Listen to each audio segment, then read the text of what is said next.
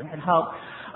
But one of the things that's really important that I try to always remember also to share about is that, I know a lot of us get to Alcoholics Anonymous more so these days than when I first came in, but I don't really think it matters how we get to Alcoholics Anonymous as long as we get here. But I think that sometimes along the path, some of the things that happen before people get to Alcoholics Anonymous can get a little murky. So I want to clear up a couple things about Alcoholics Anonymous in case you came here from some other path on your way here. And what that would be is that Alcoholics Anonymous is absolutely free. Had Alcoholics Anonymous not been free, I never could have come here. Had Alcoholics Anonymous not remained free, I never could have stayed here. I was well over 10 years sober in the program of Alcoholics Anonymous before I could afford to put $1 in the basket at the Seventh Tradition on anything like a regular basis. So this is not about money. And like I said, I know some of us get here in different ways and we have to pay money in order to find Alcoholics Anonymous, but I want you to be very clear that this is not about money. I love Alcoholics Anonymous and I love conventions. And one of the reasons that I love conventions is I like getting together and meeting a lot of people from a lot of different areas and finding out how things are going in their area and the different actions and activities that they're doing. And I strongly encourage those of you who are new at this conference, if you live near here or if you live near where the next one is, that you find some people that are going to be on those committees and that you get involved in Alcoholics Anonymous. It's been a really important aspect of my sobriety, and I think that it's changed my life being active and meeting some of those people that have helped me so much by their example. I believe I was born an alcoholic because, like I said, there was something wrong with me. My earliest memories, which go back to really about 5, from that time, I always wanted to die. And I prayed about dying. At that time, I began to try and kill myself. I began to take overdoses of baby aspirin. That was all I knew about. I used to cut my hands and fingers and wrists with razor blades. I used to beat and burn my body from about that age. And when I look back on that time in my life and on the times before I came to Alcoholics Anonymous, I can tell you that I never liked anything about myself. I never liked being tall. I never liked being skinny. I didn't like being from Venice. I didn't like living in the alcoholic home that I lived in. I didn't like going to the school that I was going to. I didn't like having the family that I had. And most of all, I never, for one instant, liked the way that I felt. And so for someone like me, I am extremely grateful that I found alcohol and some of the chemicals that I was to mix with it while I was out there, because I needed them desperately. I began to drink on a regular basis when I was 8 years old. I had already been using drugs for almost a year at that time. And when I found alcohol, I began to mix it most of the time with something called barbiturates or downers or reds or yellows, whatever you might know them as. And the combined effect of those got me where I needed to go. I don't have an exciting drunk-a-log. I've never had a social drink in my life. I never wanted one. If you drank the way that I drank, you don't have a very exciting story either. I passed out, I threw up, I overdosed, and that was really about all that I did, before I came to the program of Alcoholics Anonymous. And a lot of people in Alcoholics Anonymous will share about the fact that for many years, they had a lot of fun. And they had a lot of good times with their drinking. But that is not the story, that's mine. What happened for me is alcohol didn't make me feel good, and it didn't make me a party girl. Alcohol made me not feel anything at all, and that's what I so desperately needed. It was the only time when I could shut the pain down just a little bit. Now, I guess because, maybe we're all kind of curious, and I would look back on those times after I got sober, trying to figure out kind of what was going on. And I don't certainly really know. I mean, I've seen psychiatrists, I've seen psychologists in my life. I don't have any kind of a diagnosis from them because I always felt about those people like my friend Patty Hicks did, which I thought they should have to work for their money, so I never told them anything. I sat there the required 50 minutes. I never answered one question. I never filled out one form. I never played with one doll. I had nothing to say to those people.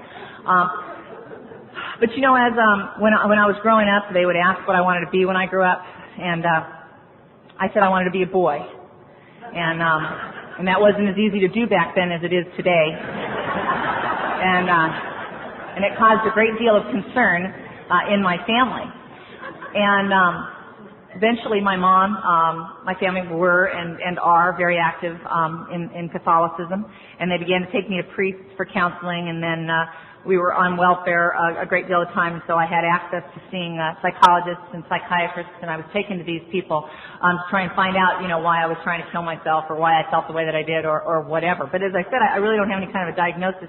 I know that as I look back on it today that part of what it was for me was that when I was growing up, before coming to the program of Alcoholics Anonymous, I never saw a man cry.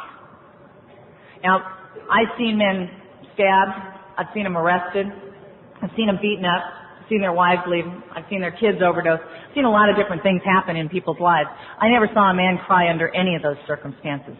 I saw the women in my life go through each and every one of those circumstances. Some of them didn't cry, but most of them did at one point or another. They had a breaking point. And I looked at those two different groups of people and I decided immediately which one I wanted to be like.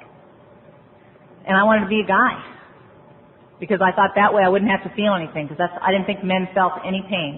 I thought the only emotion that men experienced was anger and rage. And that was acceptable to me. I just didn't want to feel any of that pain girl stuff, And I had this very severe problem, though, which I've heard Clancy, talk about it at different times, which was that I seemed to have been one of those people who was born without any insulation whatsoever for my emotions. So that when I began to go to school at about 5 years old, and those kids would look at me or whisper or tease me about being tall or skinny or whatever it was, I felt like I was being cut up inside with knives that hurt so bad. And these were absolute strangers. I had no emotional, insulation whatsoever. And I would start to cry, or I would want to start to cry. And so I found out about myself from the very earliest memory that I had that I was the thing that I hated the most in the entire world. I was weak. And I never forgave myself for it. And I never forgave anybody else for it either. If I saw weakness, I wanted to be as far away from you as possible. If I saw any kind of a human emotion with the exception of anger or rage, I didn't want to be anywhere near you. I didn't want to be in the same room. I thought, someone might think I was like that. And alcohol allowed me to try to be the kind of person that I wanted to be, to not care, to have things not matter. And I spent my life, I always knew in my life that I had no tolerance for emotional pain. So I spent a great deal of my life before coming to Alcoholics Anonymous trying to make sure that people were much more likely to punch me in the face than they were to hurt my feelings. And I was fairly successful at that. I walked around a lot, with black eyes and bloody lips and, and scars on my face. And that was just sort of the way that I interacted with, with other human beings. In growing up somewhere along the line, I had to realize that I wasn't going to be able to be this boy, or a boy. And so I had to settle for the next best thing. And the way that I saw the world, the only option for someone like me was to try and be a tough broad. And I grew up in a town called Venice, California, and it's a beach town. And I know today, since I've traveled, a lot in Alcoholics Anonymous, and I've met a lot of other tough broads, that some of the things that go along with that are have geographical, locale things, that kind of go with it. So if you're in Venice and you want to be a tough broad, it's very important that you not wear shoes. Tough broads at the beach do not wear shoes, and so that was important. It was important to me at the time that I'd be in a gang. Tough broads were in gangs, and I was in a gang. It was important that you do a lot of fighting, and I did a lot of fighting. It's important that I always remember to share about the fact that I've never won a fight in my life. But I've never fought less than 5 people at a time. And after I'd been sober for a while, my sponsor explained to me that the reason, that I always fought groups of 5 or more is if you fight one person and you lose, someone might be able to say that you're not a very good fighter. But if you always fight groups of 5 or more, no one expects you to win. And some people actually think you might be kind of tough, or why would that many people have had to jump you? And so I was always kind of able to try and arrange these sort of things. It was important, that you smoke, and I did a lot of smoking. I would stand down there in Venice Beach on the boardwalk with my cigarette, barefoot, looking at the touristy-looking people as they walked by. And when I saw them looking at me, I would take my cigarette and I would throw it down on the boardwalk and I would put it out with my bare feet. And then I'd see those people whisper back and forth to each other. I knew what they were saying. They were saying, "Wow, that is one tough rod." And I was very impressed that I could do these things, and I knew they were even more impressed again, after I'd been sober for a while, my sponsor explained to me that perhaps what some of those people were saying to one another was, did you see that? That person just put flesh to fire. Now, why would anybody do anything so stupid? But I didn't know there was another way of looking at it. I only, had that one perspective. Anyway, I grew up in an alcoholic home. There was a lot of violence in my home. There was a lot of different kinds of abuse and a lot of broken promises and a lot of the same kind of things that go on in many other alcoholic homes. And I didn't see alcoholism as a disease. I saw it as a weakness. And I've already given you an indication of what I thought about weak people and, and weaknesses. And I had no tolerance whatsoever for it. So I tried to stay as far away from my mother and her alcoholism and the repercussions that were coming down as I could. My mother began to come to Alcoholics Anonymous many years before I got sober, and she was in and out of Alcoholics Anonymous for many, many years. And today, I really don't know that I could say that my mother is a member of Alcoholics Anonymous. I don't believe that my mother has been in a meeting of Alcoholics Anonymous for over 10 years. But she does not drink. But anyway, my mother, and I knew about Alcoholics Anonymous long before I came here. And I didn't really have much interest in it, certainly. I didn't really think it worked very well because my mom was drinking, it seemed to me, just as much as she had before she started going to Alcoholics Anonymous. But she would have these little periods of sobriety. But anyway, I was in and out of the house at different foster homes and different locations and different family members and things. And finally, this one particular time I came back and I was living with my mother for a very short period of time that I had been home. And my mom brought me to a meeting of Alcoholics Anonymous that night. And she didn't bring me because I asked for help, and she didn't bring me because I admitted having a problem. She just brought me because she thought if she left me alone, I might get her evicted from another apartment. And I went into that meeting of Alcoholics Anonymous, and I did not raise my hand, and I did not believe that I had a problem. But the miracle of this program began for me that night, even though I didn't get sober then. And it began for me because there was a guy there at that meeting that I admired more than anybody else in the whole world. And I admired this guy for a lot of reasons, and many of you may not identify with the things that I admired about him, but they were the reasons that I actually came back to Alcoholics Anonymous. I admired Paul because he was from my town in Venice. He was actually a drinking friend of my mother's. And he'd been in jail, he'd been in prison, he had tattoos, he rode a motorcycle, he had a knife and had it with him at the meeting that night. And I looked at him and I thought, wow, I just didn't think people that tough came to AA. I thought it was just for weak people like my mom. And if I had to tell you what I wanted out of life in one sentence, when I had come through the doors of Alcoholics Anonymous, all I wanted the ability to walk into a room full of strangers and have everyone there back away from me in terror. Now, when you're 87 pounds, that almost never happens, But that was what I wanted out of life. And this guy, Paul, who, like I said, was a drinking friend of my mom's, I'd seen him in a lot of bars, and I'd seen him in a lot of different places, And he was the kind of guy where if he'd been drinking and he wanted to sit at your table, you just gave him the whole table. Because he didn't know what he might do to get the table, And so I looked at this guy who had achieved everything that I wanted out of life. The ability to clear rooms and tables. And he was sitting in a meeting of Alcoholics Anonymous. And it made a big impression on me. I got drunk the next night. And then I came back to some meetings of Alcoholics Anonymous. I did not raise my hand because I didn't believe I was an alcoholic. And even if I had been, I wasn't going to join an organization that was allowing my mother to be a part of it. So I just kind of, went to the meetings. And I didn't really talk to anybody. Except Paul. He was the only person that I felt was cool enough here that I would, speak to. And in between the meetings and after the meetings, I would explain to Paul, I'd say, I'm not an alcoholic. I'm not anything like my mother, who's really severely alcoholic. I'm just not an alcoholic. I mean, I'm far too young to be an alcoholic. I have places to go. I have people to see. I have things to do. I have my whole life ahead of me, and I am clearly not alcoholic. Now, I later learned that non-alcoholics don't have to spend any time trying to convince other people that they're not alcoholics. They already know that. But Paul turned to me and he said, June, I'm pretty new in this AA thing. He said, and they tell me I can't diagnose anybody's disease but my own. He said, but in your case, I'm going to make an exception. He said, I've seen the way that you drink and I've seen the way that you mix chemicals. And he said, and I happen to believe if you don't come into this program and take what these people have to offer you within a period of 6 months or less, you're going to be out on the streets, you're going to be shooting stuff, and you're going to be selling your ass. And he wasn't trying to scare me like the teacher in high school might make up some stories to scare the kids or something. He was just talking about facts. He was talking about things that had happened and were beginning to happen in my life. But I did not want to be an alcoholic. I did not want to join Alcoholics Anonymous. And yet in that 2-week period of time, as I attended those meetings and talked to Paul, every option but Alcoholics Anonymous was removed from my life. I've already mentioned, that I hated myself and didn't like anything about myself. But by the time I got to the program of Alcoholics Anonymous, the only person I hated more than my mother was myself. And I hated my mother for everything that had ever gone wrong in my life. And take it from me, the short version, a lot had gone wrong. And in the course of my life, I had a lot of anger and I had a lot of rage. And one of the people that I most often took it out on was my mother.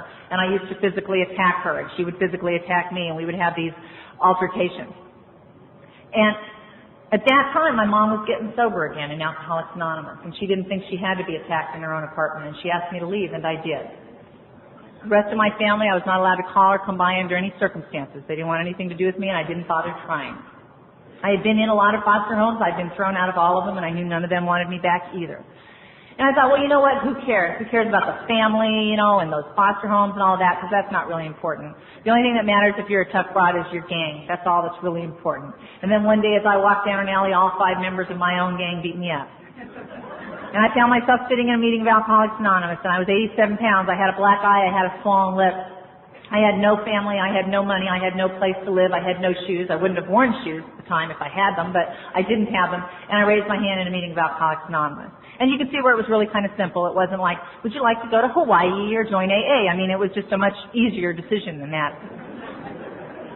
And, when I began to raise my hand at those meetings, there were some people who I know today did not know about the traditions of Alcoholics Anonymous, in particular the third tradition, the one that says the only requirement for AA membership is the desire to stop drinking. And the reason I know that those people did not know about that tradition today is because some of those people through my mother knew how old I was. And they came over to me after the meeting when I raised my hand, and they told me that I was too young to be an alcoholic. And they told me if I came back to their meetings that they'd get together and throw me out. And I didn't know that Alcoholics Anonymous had a set of traditions that said no one could throw me or anybody else out of a meeting of Alcoholics Anonymous. I just figured they didn't want me either. And that was okay with me, because I didn't want me either. And I had it for a long, long time. And I fell back on my number one answer, the answer I'd been using since I was 5 years old. And I went over to a friend of my mother's house, and I went into her bathroom, which is the first place I went at anyone's house I ever visited. And when I got there into that bathroom, I found enough pills to kill myself, and I took enough of them to do it. And that day before I passed out, I went to a noon meeting of Alcoholics Anonymous. And by the time I got to that meeting, I could not sit and I could not stand. I was laying in the meeting. Now, I don't know about where you guys go to meetings, out here, but where I got sober in West Los Angeles, they almost never call on people to share who are laying in the meeting. For some reason, they did call on me that day, and they knew from that I needed to be in a hospital, and that's where I came to. And a doctor gave me medication to make me throw up. And then he explained to me that the pills I had taken were to slow down my heart. And I really, and he just said, if it had been 5 or 10 minutes later, you probably would have been in a coma that we couldn't have brought you out of. Now, I don't know why that overdose was any different than any of the others that I inflicted upon myself during the years that I was out there. I just know that from that time on, one day at a time, I haven't taken anything that affects me from the neck up, and that's how I personally define sobriety. Now, that was the 12th of July of 1972. So my sobriety date is July 13th, 1972. I want you to know, especially if you're new, that I never planned on staying sober in Alcoholics Anonymous for 26 years. I want you to know that at that time, and for many, many months afterwards in Alcoholics Anonymous, if they had given me a choice of whether I wanted to live or not, I would have checked the no box. I'm not one of the people that stayed in the program of Alcoholics Anonymous because I was afraid if I went back out there on the streets I might die. I tried to die as long and as hard as I could out there, and I didn't make it. So what kept me in my seat in Alcoholics Anonymous was I was afraid I'd be able to go back out there and live the way that I had been living. And by the time I got in the doors of Alcoholics Anonymous, I could not have gone on breathing in and out 3 more times with as much as I hated myself. It was absolutely impossible. I think back, when I came into the program of Alcoholics Anonymous, there were a lot of people who were very kind. A lot of very kind members of Alcoholics Anonymous. And there were a lot of people who really did try to help me. But I was not able or willing to accept that kind of kindness. And I'm very, very grateful to the people who were here in Alcoholics Anonymous when I got here, and to the people who tolerated me the way that I was when I came to Alcoholics Anonymous. I came to Alcoholics Anonymous with a bad attitude. I don't want you to think I developed a bad attitude here. I simply came here with the only attitude I had ever had, and it had always been bad. I did not like women. I had never liked women. I didn't want to sit next to women. I did not want to shake hands with women. I most certainly was not going to hug women. And I did not like listening to women speakers, which is something that always makes me feel better because I know there are never as many people listening to me as it looks like. The only men I had ever known in my life were extremely violent. Most of them were alcoholics. Figured you guys in here were alcoholic, and that's the way you were too. And so the men in Alcoholics Anonymous scared me. I didn't want anything to do with them either. And so I had a problem because in July of 1972, when I came to Alcoholics Anonymous, all we had were men and women, and I didn't like any of them. And most of all, I didn't like meat. And I wanted to do everything that I could to be sure that no one would get near me. I didn't wear shoes most of the first couple of years that I was sober. I wore motorcycle chains on my wrists and ankles. I had a jacket that on the back said, "Do unto others and then split." Kind of my own little spiritual slogan. I smoked 3 packs of cigarettes a day, and I lit all of them myself. Occasionally someone would hold a match for me, and I allowed them to hold it as long as they liked, but they never lit my cigarette with it. After I'd been sober a little while, I took up smoking cigars and then a pipe. I had a very limited vocabulary when I came to the program of Alcoholics Anonymous. It consisted almost solely of profanity. There were a few exceptions, the, and, mother. And there were a lot of people in Alcoholics Anonymous who were extremely offended by the type of language that I used, and so I tried to use it more when they got near me. And what I want to tell you is that if you choose to act that way, to dress that way, and to smoke that way, you too can sit in a fairly large meeting of Alcoholics Anonymous and have an entire row all to yourself. And I don't blame those people at all for staying away from me, which was exactly what I was hoping that, that most of them would do. But what I did do is I became very active in the program of Alcoholics Anonymous immediately. And I went to 21 meetings a week most of my first 2 years of sobriety. I had a commitment at almost every single one of those meetings. I remember one of my commitments was at the Tuesday night, 2+2, the Westwood group. I was the greeter. And I would stand there, barefoot, my jacket, cigars and chains, welcoming the newcomers as they came to AA. When I first got sober, people who didn't know me were guessing my age at 37 years old. And I was 13 at the time. And I would stand there and I would shake hands with the new people, and sometimes I'd hear their sponsor whisper, "See, if you keep drinking, you can end up like that," But I kept my commitments in Alcoholics Anonymous, and I was involved with the Monday Night Venice group, and it was a very, very active group, and we learned a lot about the traditions, and we did a lot of service work. And I had some place to be every single day and night. And I didn't go to 21 meetings of Alcoholics Anonymous because I wanted to get a gold star. I went to 21 meetings of Alcoholics Anonymous because I had absolutely no place else to go. And most of my life was spent getting to those meetings. A lot of the time I walked. Sometimes I hitchhiked. And if I had enough money, I took a bus. Because, believe it or not, there weren't countless people lining up to see if I'd like a ride, And I just sort of felt like I had to do things myself, but eventually I was able to, to become a part of a group and to get rides, with other people.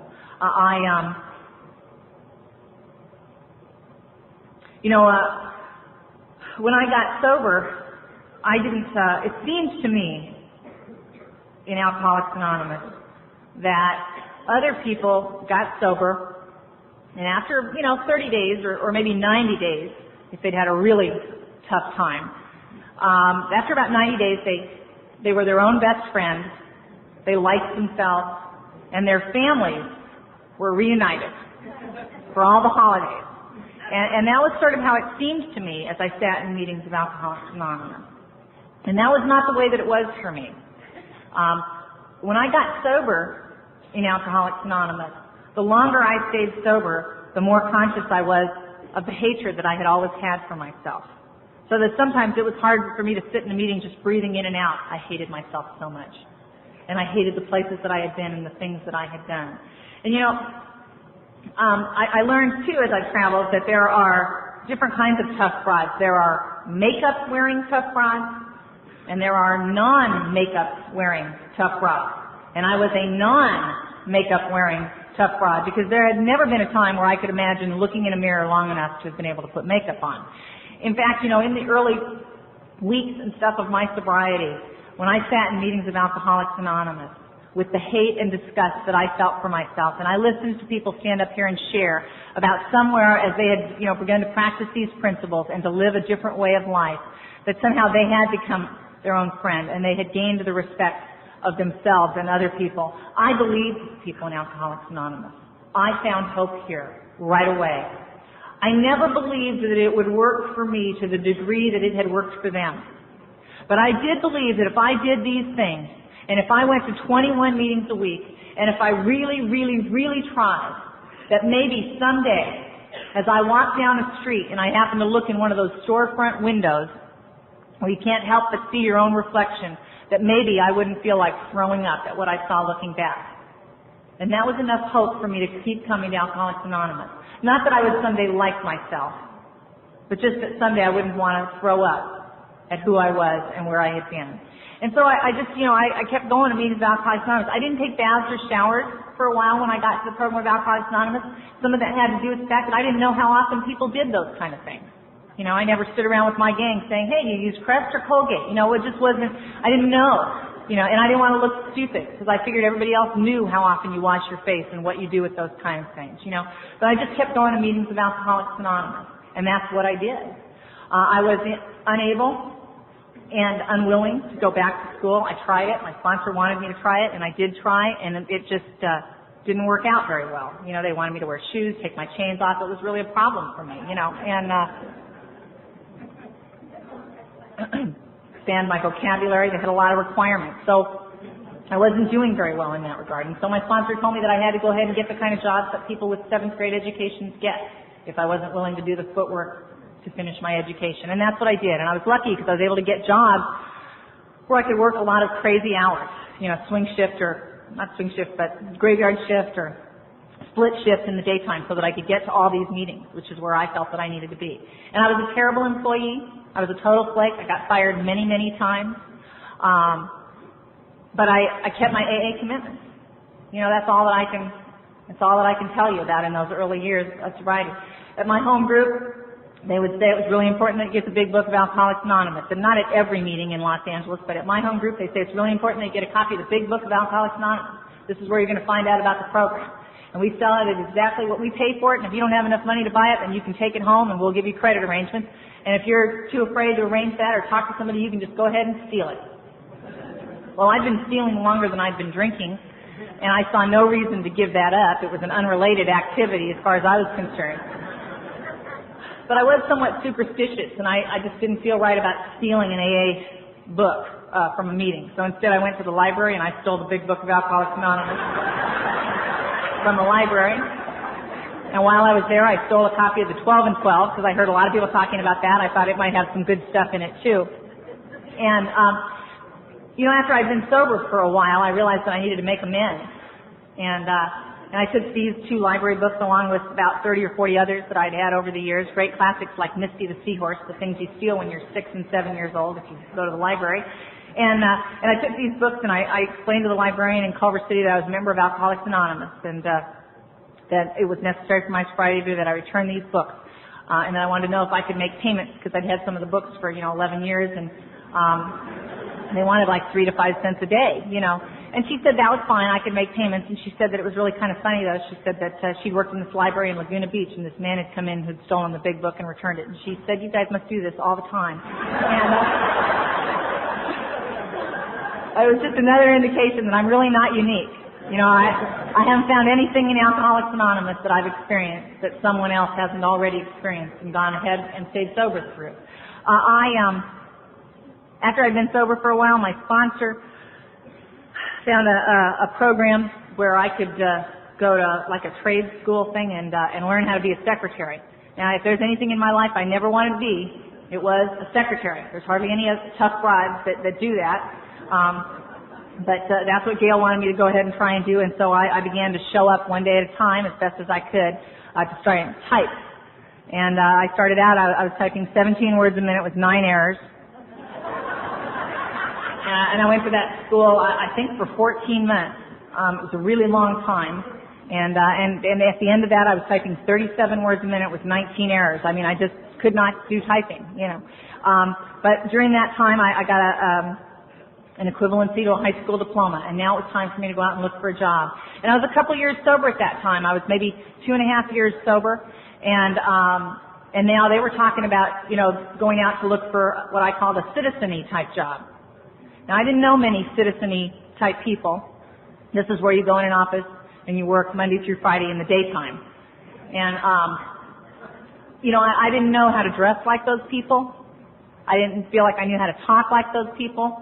And I certainly knew I wasn't as good as those people. But, you know, the people in Alcoholics Anonymous, and by this time I was able to talk with women, and they gave me some clothes, and some of them, you know, took me over to the Salvation Army, and they helped me buy a few things, and they told me the way that you kind of, you know, what you wear, and, you know, how you dress up a little bit, and they sent me out on these interviews, and I went on what seemed like hundreds of interviews. And you know, and to me, it felt like, you know, look at the little Venice broad dressed up in the citizen costume, you know, as I walked in, and I felt it was very painful, it was very difficult. But I'd been taught in Alcoholics Anonymous to just try and show up, and that was the best that I could do, you know. And after a while, I don't know how many of these I filled out and, you know, went on. I got a job. It was in an insurance company. I knew my sponsor would be thrilled. It was very square. And I went to work, and I worked really, really hard, and on the 8th day they called me in. I thought maybe they were going to give me a raise and a promotion. And she said, "I'm sorry, we're going to have to let you go."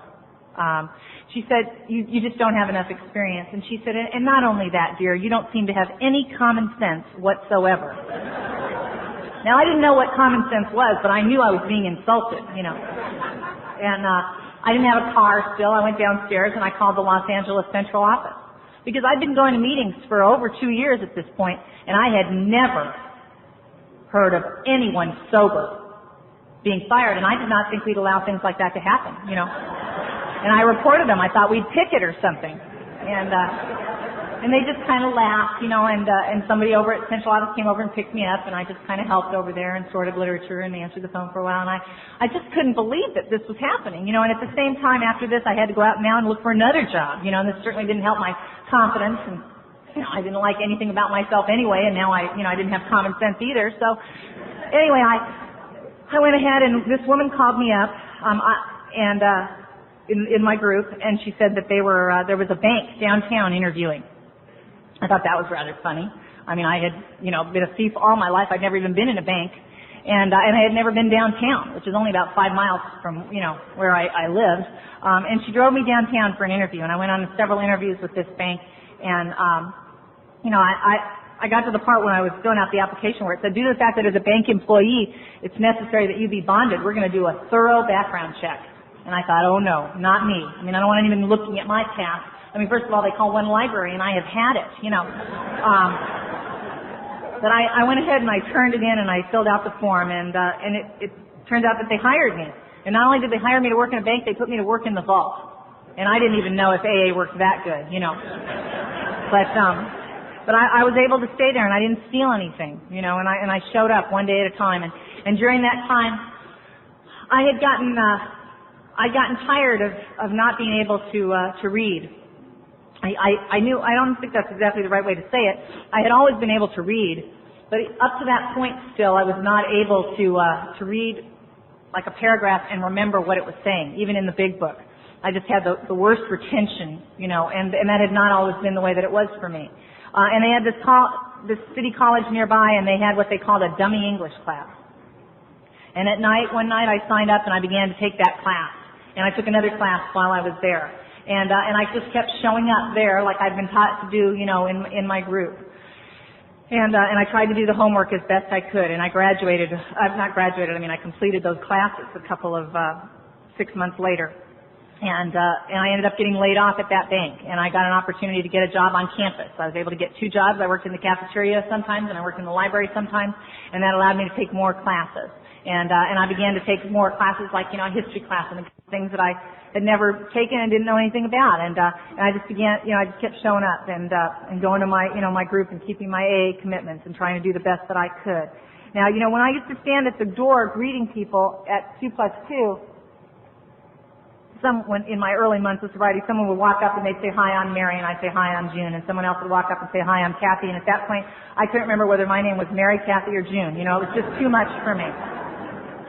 And that's part of why I had, trouble going to school, But by this time, I went and I worked really, really hard. And at the end of 2 years, they called me, or 3 actually. At the end of 3 years, they called me into the counselor's office and they told me I'd completed all the requirements for an AA college degree.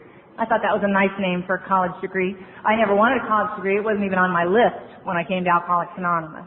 And yet I was just amazed that this had been possible. I had never gone to school 5 days in my life before coming to Alcoholics Anonymous or after. I had never been able to hold a job even after sobriety in Alcoholics Anonymous. And yet here I was, I had finished all these requirements. And when I graduated from that college, I graduated third in my class out of over 400 students. And, there wasn't any doubt in my mind that this was not because I was so smart or anything else. It was just very clear to me that only Alcoholics Anonymous could have taken someone who came from where I came from, where I was having a little trouble remembering which name was mine, and making it possible that I could show up and walk down there to pick up this diploma. And when I graduated, both of my sponsors were there, and several of my friends were there, and some of the members of my family that I was beginning to have a relationship with came as well. And I went ahead and I continued. I wanted to continue going to school because I had a dream at this time, and I went ahead and I filled out these applications, and my sponsor told me if I wanted my dream to come true, I had to do the same footwork that anyone in or out of Alcoholics Anonymous had to do.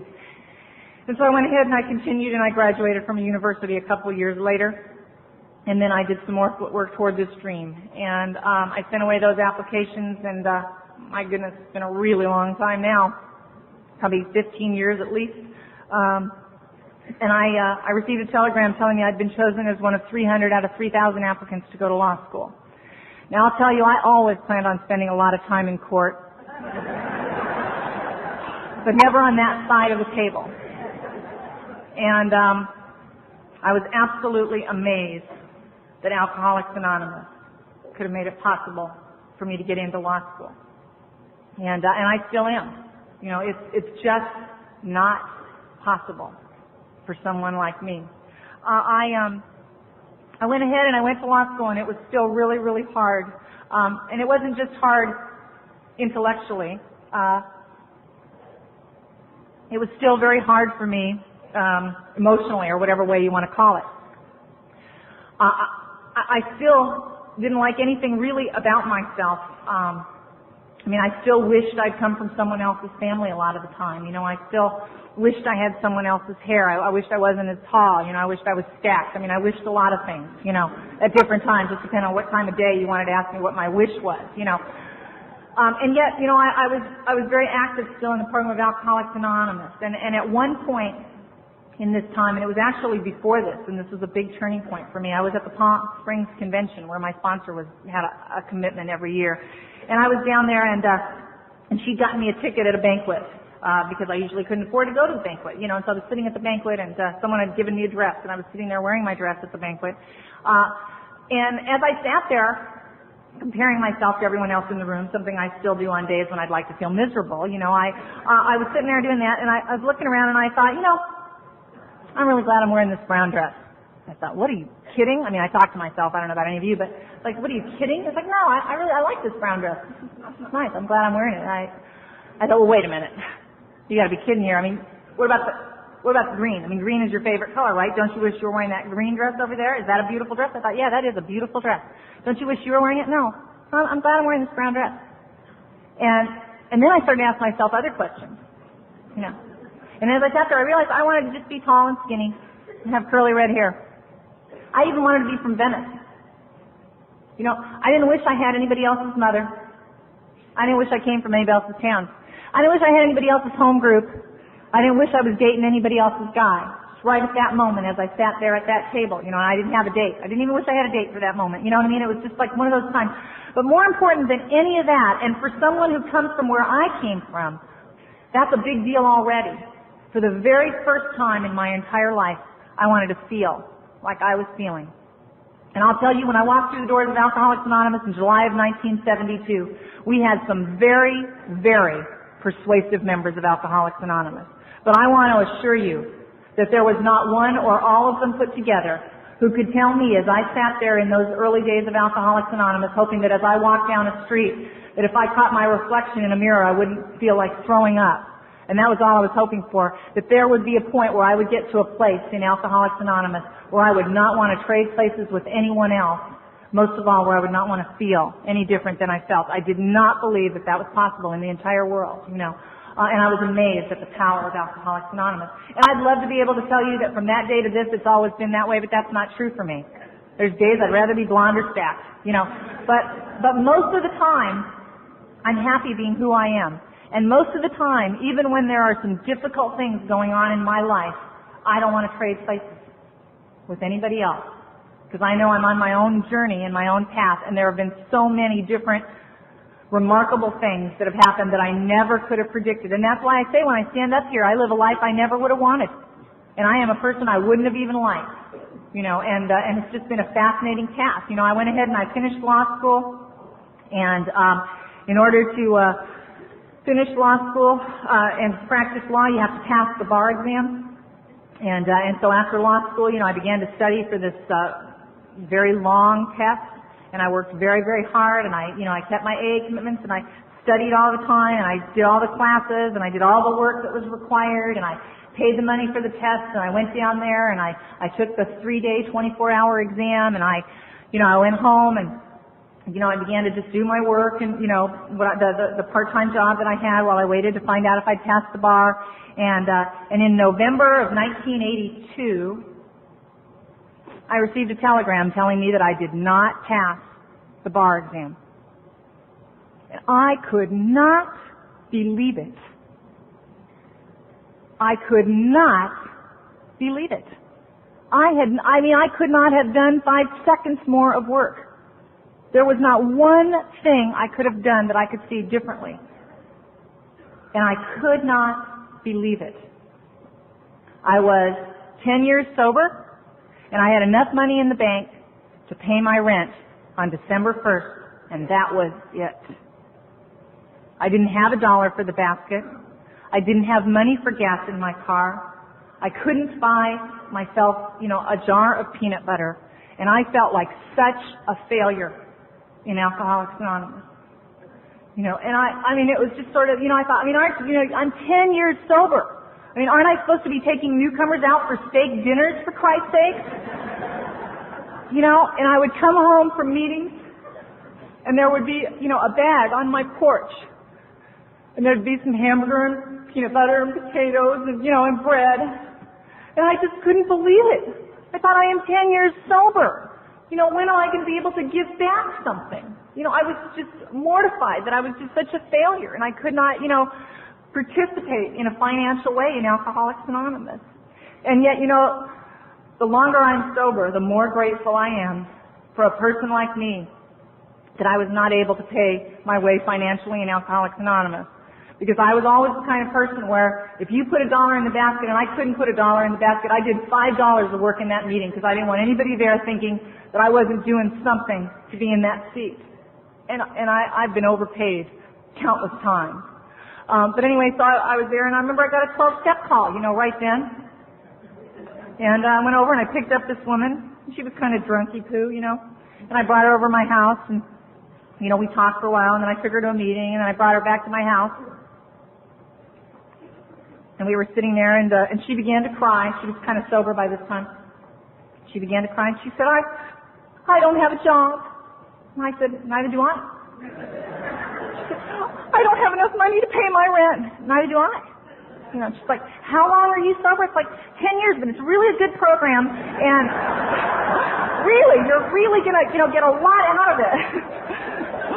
I just kept taking her, to meetings, and she did stay sober, and so did I. And it was sort of like, what Clancy was talking about last night, and this has happened to me a number of times, where it says in Alcoholics Anonymous in the book, when all else fails, try working with another alcoholic, and that was the best I could do, And I went out that night when I got that telegram, and I went out with my best friend, and Mike, and he's got 9 days and 1 year more than I do. And we went out that night when I got that telegram, and I told him, I said, Mike, you know what that telegram means? It means it is not God's will. It means that this was some stupid little idea that I had, that I could leave the streets of Venice and go on and, and become a lawyer. This was ridiculous. It was insane. And I said I should just go ahead and just be a waitress and give all this stuff up. And that is what this telegram says, Mike. It says it's not God's will. And he said, well, let me see that telegram. And he says, I think it says you're supposed to take the test again. And I said, no, it doesn't. I said, Mike, do you realize I owe thousands of dollars that I borrowed? Thousands of dollars. I don't even have a job, and they won't hire me now because I didn't pass this test. He said, well, borrow some more. Take it again. I said, well, all right. And so I did, and I took the test again. And in February of 1980, actually I was off a year, that was 83, so February of 84, I received a telegram saying that I did pass the California bar exam. And I have to tell you that spiritually I felt much better about my program life in AA on that day, And I'd like to be able to tell you it was the same either way, but I'm sorry, This was a lot easier. But I didn't think of drinking or killing myself. And from where I came from, that's almost an impossibility, when I got that telegram. Those weren't even options on my list anymore at that time, I went ahead and I got a job, and it was a job that I loved very, very much. And most of the time as I, did that job, I saw people on a daily basis that were in places where I should have been, and they were in jails, and they were on their way to prison. And some of them used to be in meetings of Alcoholics Anonymous, and some of them I had known from my home group even, and so it was a constant reminder to me of where people like me end up, if they don't continue to do the things that are asked of us here in Alcoholics Anonymous. And and I worked really hard at that job, and I was thinking about it this morning, after I'd been in that job for maybe about 5 years, two of my supervisors called me in and they asked me if I would work on the training program.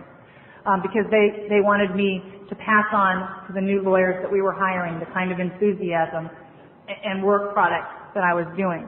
And I thought, basically they want to put me in this job because of my attitude. Now I want to tell you, in 1972, no one thought I would get a job someday for my attitude,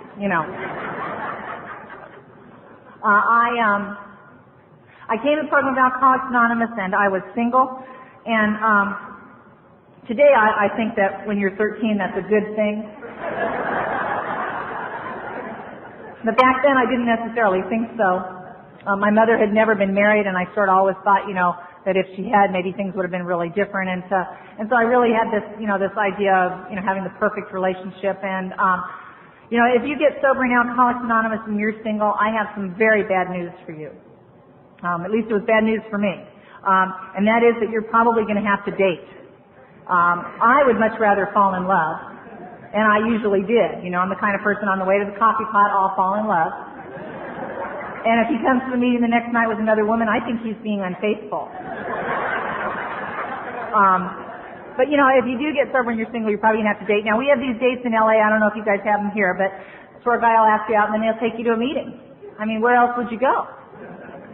And then after the meeting, they'll take you to coffee, and you talk about the meeting, and by the time you get home, you don't know whether to say the Lord's Prayer or kiss him goodnight, And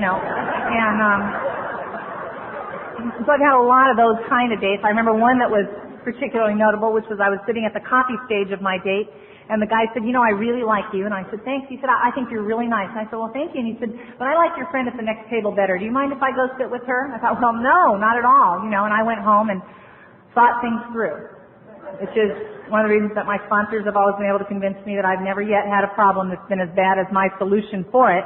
But I just thought things through for several hours, and I got up the next morning and I realized there was only one solution, and I went down and I tried to join the United States Air Force. And the Air Force wouldn't take me, and so then I called my sponsor. That's what I recommend. If the Air Force won't take you, you might want to try calling your sponsor.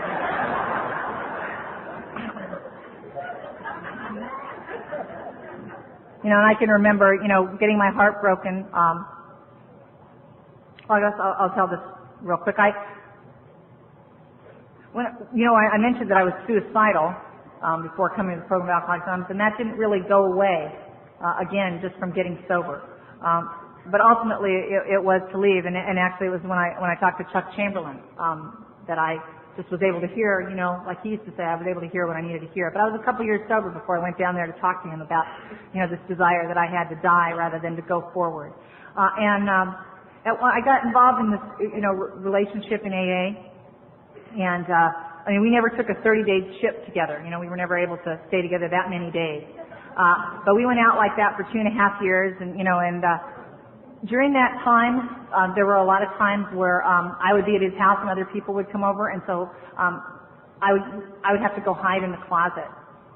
And sometimes we would go to meetings, and we'd go to the same meeting, and he'd say, "Now you come in 15 minutes after I am, and don't let anybody know that you know me." And that's what I would do. And I was so grateful that this guy would let me hide in his closet. You know, I mean, that's just really kind of where I was at, you know, in my life. Anyway, and then he left me. He broke up with me. And as I sat there that day, I thought, I'm going to have to kill myself because I've never experienced pain like this. This is unbelievable. You know, and I don't know how to deal with pain like this. And I don't want to drink or use, so I'm going to have to kill myself. And I realized that was really the only solution. And right then, there was a knock at my door. And I went over to the door, and it was this guy named Bob, who was helping at Central Office that I had met there. And he said, hi. He said, are you ready to go tonight?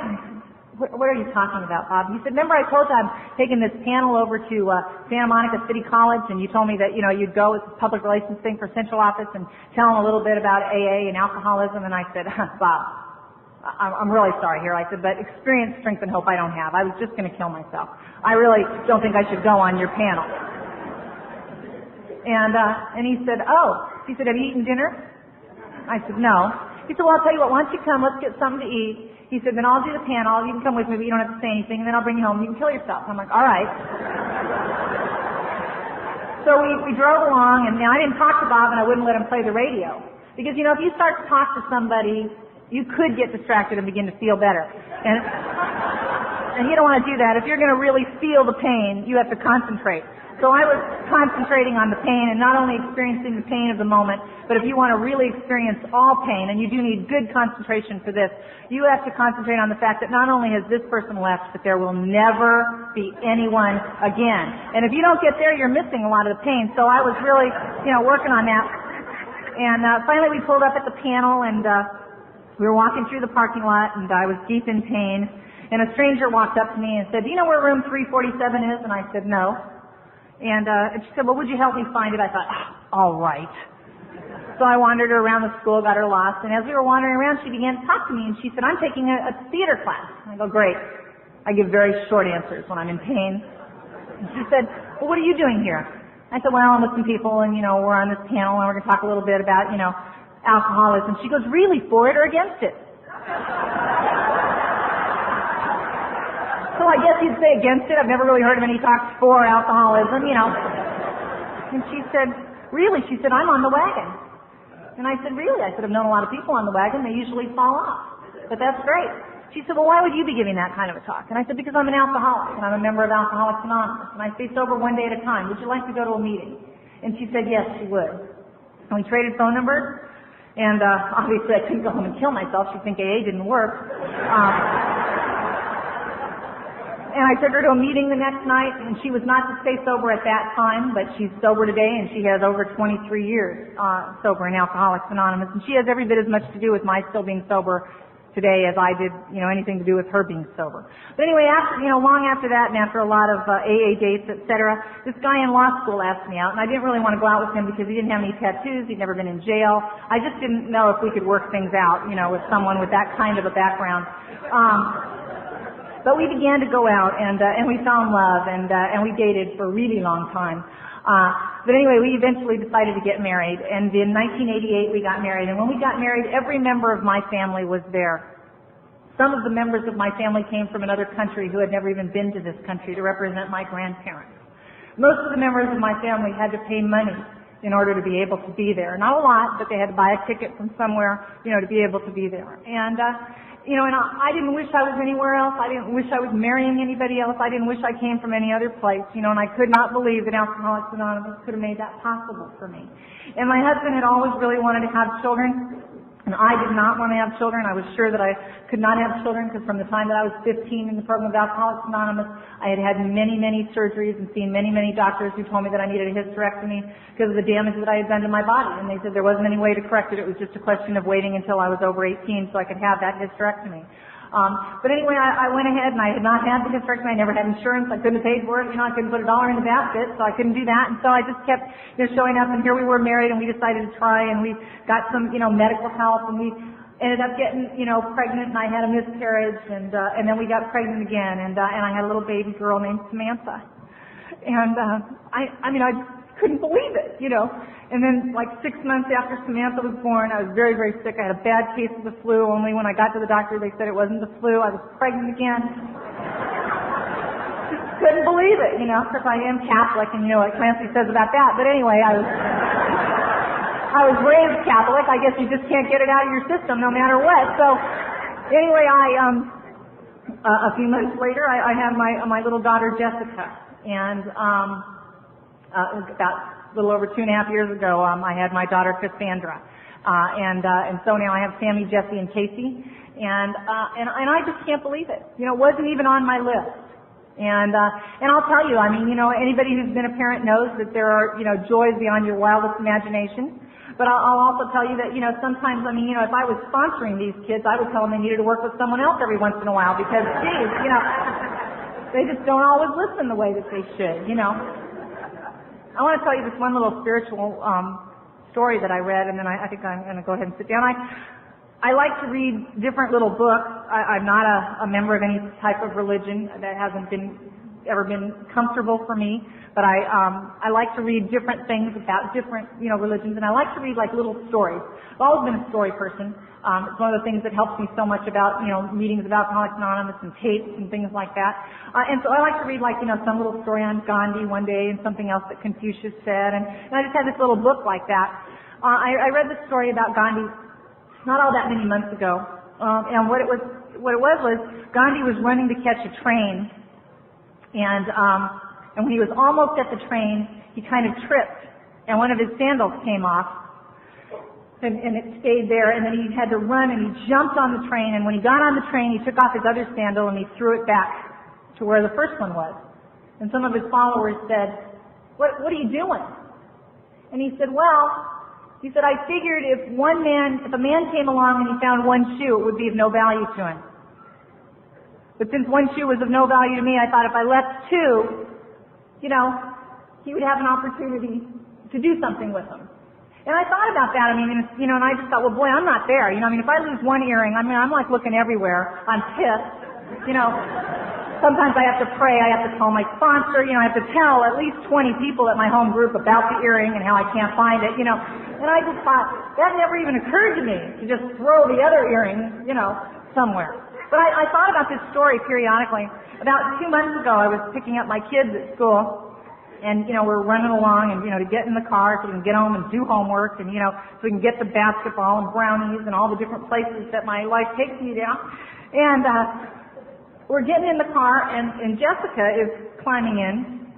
And, as she's getting in my big truck, she's climbing up there. Her shoe comes off.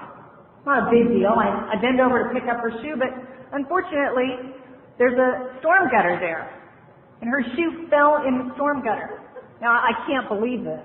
You know, I'm trying to lay on the street and look down there to see if I can even see the shoe. It's so far down. And she says, Mom, I'm sorry. She said, should I throw the other one in there? I thought, I'm living with Gandhi. You know, I thought, geez.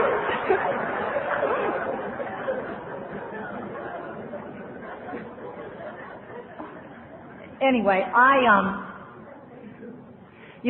one of the things that, Clancy talked about how in hindsight, sometimes, it seems like you saw the answer or you saw what was going on. And I think that if there is a problem or a flaw that, that has come up in Alcoholics Anonymous with the sense of why so many people leave, because the program of Alcoholics Anonymous can be excruciatingly slow sometimes. I can't believe how slow my progress has been sometimes and how disappointed I am with where I should be. And I think that sponsors are critical for that kind of thing in helping where you should or shouldn't be, and that kind of thing, and taking away that, that thing that we, kind of beat ourselves up with.